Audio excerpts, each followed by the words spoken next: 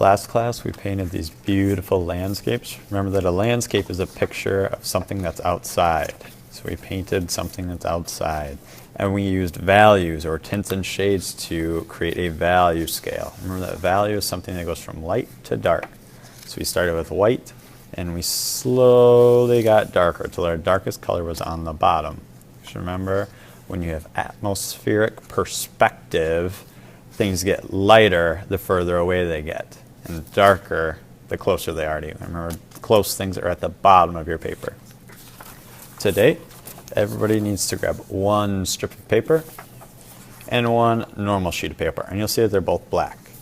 You will be using a pencil on this part. I'm going to use this fancy marker because then you can actually see what I'm drawing. Because if I use a pencil, you probably won't be able to see. But starting in the very corner, I'm going to draw a big curve all the way to the other corner. All right? No stopping it down here. All right? So I can't start here, can't end here. It needs to go from corner to corner.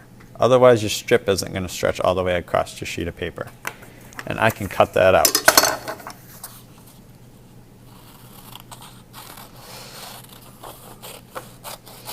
Your extra paper goes right in the garbage.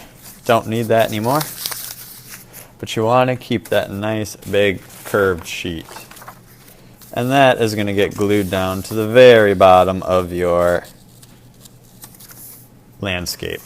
So you started with white last time and it goes all the way to black now. So I'm going to put some dots of glue on this.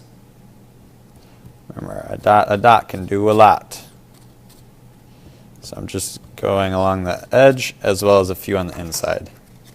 And I'm going to glue that snug against the bottom. I don't want to see any floating hills on your artwork. And give it a little back rub. Flip it over if you need to. I don't think I need to. But notice it goes from one edge all the way over to the other. Now I can start on my haunted house. So we talked about Mr. Burton's architecture, and we saw that he likes to make things crooked and at diagonals a lot. That kind of creates that creepy feel to it. So I'm going to start with a diagonal pointing towards the center of my paper, and another diagonal on the other side pointing to the center of my paper. That's the walls. Usually your walls would be vertical, but we want ours at a diagonal. I'm going to work on the roof. The roof is these two little U shapes. And then I'm going to bring it out a little bit further actually. And then it can go up to that point.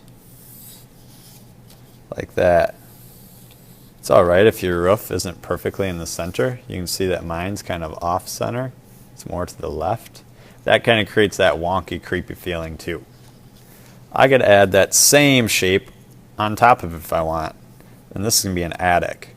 So you'll notice that as I'm designing this, it's really just the same shape over and over, just different sizes. So I got my two diagonals pointing towards the center. Give it a roof, which is like the flattened out U. And this one, I can either have come up to a peak, which is what I did on this one. It came up to a peak, or I can put a flat top on it. But I think this one I'm actually going to put up to a peak, and I'll do one with a flat top in a moment. All right, you will be drawing yours in pencil. I'm obviously using a marker so you can see what I'm doing. I'm going to add this little side room. So curve, curve, give it that U-shaped roof. And this one I'm going to give a flat top. So I did curve, curve, that roof like we did before. And I'm actually just going to give it a little flat top. And I'm going to add one more room. So I'm going to do one over here. I'm going to do diagonal pointing in. That flattened out U for the roof. And then I can give it the rest of the roof. Right? I know these are kind of hard. If you need help, just let me know. I'm more than willing to help. When you're done with all of that, you need to cut it out. This is going to be really tough to cut out, so take your time. I don't want to be gluing a bunch of haunted houses back together. There's no rush to finish cutting these out.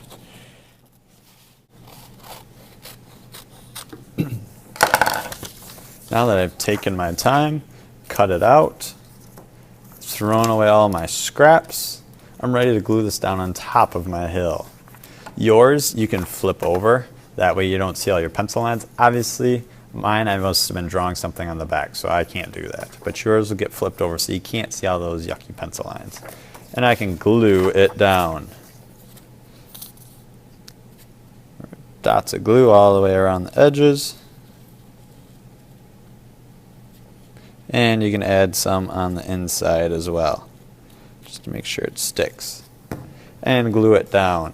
Make sure that your house touches your hill.